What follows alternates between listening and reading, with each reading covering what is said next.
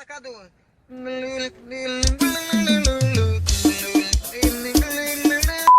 Fala, Zords! Tudo bom? Eu sou a Ana. E eu sou a Nicole. E essa aqui é a segunda temporada de Megazord. Bom, vocês podem ver que o cenário tá bem diferente e as apresentadoras também mudaram, mas não fiquem tristes porque a gente é bem mais descolado, tá bom? A gente é bem mais legal. Brincadeiras à parte, nesse semestre nós estamos fazendo um programa melhor pra você, assistindo aqueles seus momentos de diversão ou descontração. Bom, sobre o assunto de hoje, webcomics. Como são e de onde vêm? A gente vai descobrir hoje. Roda a vinheta!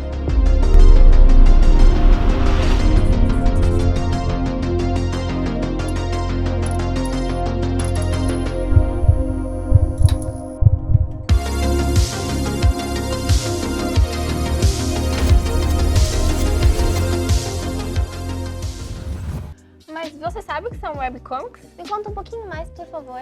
São webcomics, quadrinhos da web. Basicamente, com o nosso aumento de uso dos adventos da modernidade, como celulares, tablets, a gente ficou mais vidrado nesses tipos de equipamentos e estamos usando cada vez mais. Logo, precisamos de recursos para eles. O que aconteceu com os quadrinhos foi isso, como os livros, que passaram a serem digitalizados, os quadrinhos também. E assim eles são chamados de webcomics. Sim, mas assim como os casos dos livros que ela comentou, também não rolou. Tipo, os livros e os quadrinhos não perderam o seu valor só porque eles são físicos. Eles continuam sendo únicos, mas dessa empreitada surgiu esse novo formato de leitura que tem muitas possibilidades e tem muito potencial.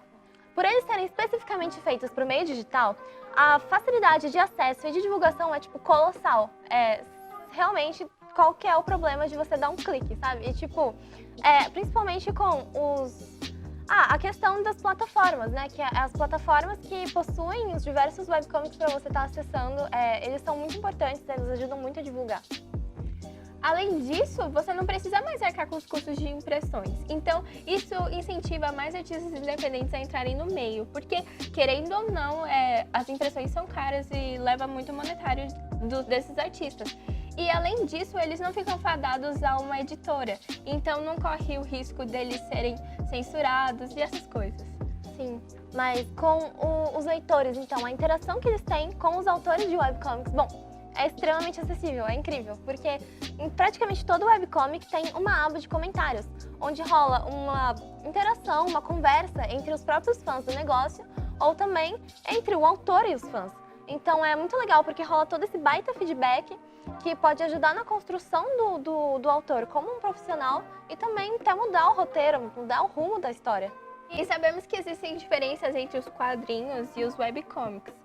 Por exemplo, os webcomics têm particularidades, como eles têm músicas, gifs, vídeos, imagens, links, minijogos, e essas coisas fazem eles terem esse diferencial. E daí entram discussões, porque querendo ou não, os webcomics são ramificações dos quadrinhos, mas ele tem esse diferencial que gera muita discussão. A gente tem alguns exemplos para vocês que vocês provavelmente já viram, mas vocês não sabiam certamente que eram webcomics. Que são as tirinhas da Sarah Anderson. Aquelas tirinhas da menininha cansada, que tem um gatinho, uma franjinha, você provavelmente já viu. Ou alguma daquelas páginas poéticas, ilustrativas do Vieno, em algum status ou story de algum amigo mais sentimental que você tenha. Ou também alguma no Facebook mesmo, das páginas do Sábado Qualquer ou do Potion da Taverna, que faz menção a RPG e tal. Então dá pra notar que as webcomics elas têm esse leque de diferentes gêneros para diferentes pessoas. Onde encontrá-las? Você já me disse? Na internet. Tá, mas em que pontos da internet? Existem sites individuais onde os produtores colocam suas webcomics. Por exemplo, Nimona, que é produzido por uma americana, Noelle Stevenson. Também tem Mar Internon, que é um romance gráfico e ele é premiado. E outro exemplo é Plum, que conta sobre aventuras ocidentais. Mas esses sites você vai só encontrar se você for o público-alvo. Então, se você está quer começar nesse mundo, eu indico para você o Comic Rocket, que é um site onde tem mais de 40 mil obras cadastradas e funciona como uma biblioteca. Você pode ir lá e pesquisar, e aí você procura por suas preferências e assim encontra os seus gêneros favoritos e coisas tais. Bom, a gente também tem as plataformas, que, como já foi mencionado, elas são basicamente um site onde existem diversos webcomics dentro dele. Nisso, o que acontece? As melhores, as maiores, as mais conhecidas plataformas são Tapas, Webtoon e Lezing. Essas plataformas têm uma coisa em comum que seria os manhwas. Elas são lotadas de uma quantidade fervorosa de manhwas. E você conhece essa entonação, você provavelmente está lembrando de mangá, mas é manhwa. É tipo um mangá, mas ele é sul-coreano, ele não é japonês. E o que acontece é justamente por isso, por eles terem essa proximidade com as narrativas do mangá, né, de ser uma narrativa um pouco mais complexa, um pouco mais séria, um traço um pouco mais realista também, tipo, não tão cartoonizado e não tão diário, tão aleatório, elas fazem bastante sucesso e por isso tem milhares delas nesses sites. Mas também tem pessoas que gostam de postar os webcomics em sites que não foram feitos para webcomics, tipo Tumblr, Facebook ou até o Instagram, como a Shreya Noodles faz com as próprias tirinhas dela diárias. Diferentes formatos. Vamos ali conversar no sofá sobre os diferentes formatos? Tá bom. Nos diferentes formatos a gente tem o Ava's Demon, ou o Demônio de Ava, que ele conta com basicamente um livrinho que você vai passando as páginas, folheando, e aí você fica mais imerso na história com isso. Também tem o Where the Tangent Meets, que ele conta basicamente com músicas, para que você fique mais imerso na história. Nas redes sociais, como o Facebook, você conta com tirinhas ou poemas ou coisas mais cômicas. E como foi dito anteriormente, tem os manhwas e eles contam com o recurso de Infinite Scroll. Então você rola a tela e não tem aquela interrupção, o que faz com que você não se perca com a história.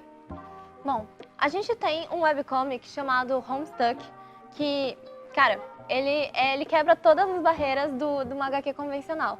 Ele utiliza, criado em 2009, ele utiliza de todos os recursos possíveis digitais. E ele é considerado o maior webcomic da história, porque ele tem um total de páginas que eu não consigo calcular e nem falar pra vocês. Cada página possui painéis. Cada um dos painéis pode ser um ou dois, ou tipo, é feito de GIFs, ou de mini-jogos, ou de longas animações em flash. E todo o diálogo entre os personagens é realizado por meio de conversas online. É um pass-through log que fica fora da imagem. Então, tipo, totalmente nada a ver. E a gente tem aqui a versão física que criaram desse webcomic. Ele, ao contrário de algumas outras coisas que aconteceram, ele veio primeiro online e depois ele surgiu. Então foi bem difícil de adaptar para a forma física. Até porque os painéis, tudo aquilo, os GIFs, os flashes, as animações, mudou muita coisa. Mas a gente viu que rolou de algum jeito. A gente percebe aqui como é diferente. Mas pra ajudar, pra não ficar tão chato assim, no final de cada página a gente tem um comentário do autor que é bem legal, então, tipo, ainda vale a pena. A gente nota aqui como é diferente esse negócio dos formatos. Realmente são coisas bem distintas.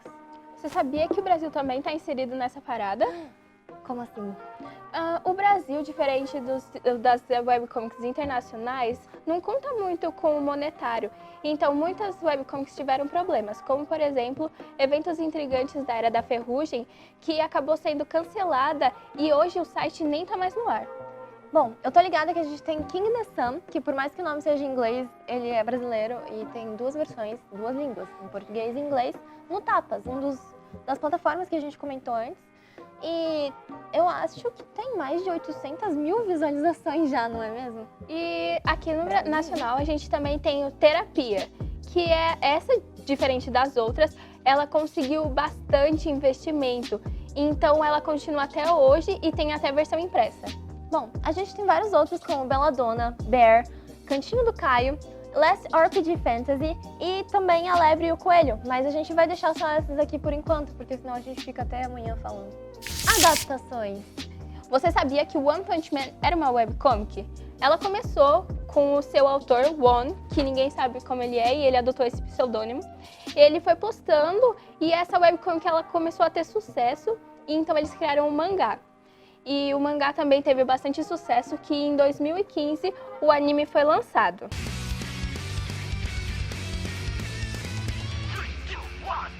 a gente também tem X in the Trap, né, e Let's Play, que viraram animações, conseguiram as suas adaptações em animações. X in the Trap, na verdade, não virou animação, virou um dorama. É uma novela coreana de bastante sucesso, até bastante gente assistiu.